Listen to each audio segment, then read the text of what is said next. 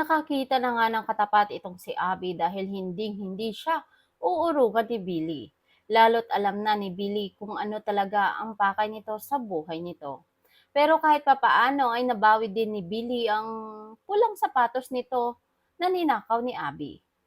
Pag-uwi nga ng bahay ni na Tita Press at Oliver, masaya nga si Oliver na ipinakita kay Billy ang video na kinuha nito sa restaurant kung saan nga ay kumain sila. Medyo nahagip nga ang kalahating mukha ng tatay ni na Billy. Kaya tanong agad ni Billy kung sino yung lalaki. Sagot ni Oliver si Sir Eric nga daw dahil sakto nga daw na pagpunta nila sa restaurant ay nandoon din itong si Sir Eric nito. Nalaman nga ng school na dinoktor nga ng tatay ni Billy ang police clearance nito. Sabi nito huwag daw itong tanggalin dahil kailangan nga niya talaga ng trabaho. Pagmamakaawa nga nito, sagot sa kanya ay mabuti pa daw ay maghanap na ito ng ibang trabaho dahil tanggal na nga daw ito. Sobrang nalungkot nga ang tatay ni Billy dahil yun nga lang daw ang paraan para makasama nito si Oliver at gusto nitong makabawi sa mga anak nito. Habang itong si Kaloy ay masaya dahil may trabaho na nga itong si Abby at sa sobrang pagmamahal nito kay Abby ay pinalagay itong tattoo sa dibdib nito at mukha yun ni Abby. Sa ganong paraan nga daw ay permanente na daw itong si Abby sa puso nito.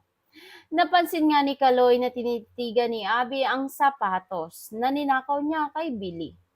Para maibsan nga daw ang lungkot ni Abby, sabi ni Kaloy baka ay gusto daw nitong bawiin niya ang sapatos.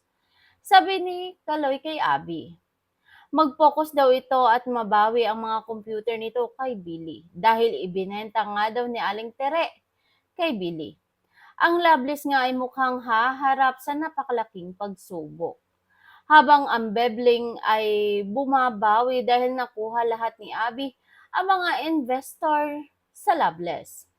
Sa opisina nga ni Billy ay napansin nga ni Jordan na mukhang nalulungkot itong si Billy. At malayo nga ang iniisip nito. Binigyan niya ito ng isang kapirasong chocolate at natuwa naman itong si Billy.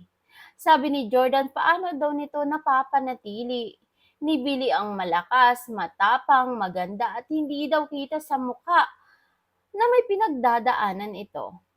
Pakabangan nga natin kung tuluyan na kayang lulubog ang Loveless. Yan ang ating pakabangan sa mga susunod pang episode ng Someone Someday.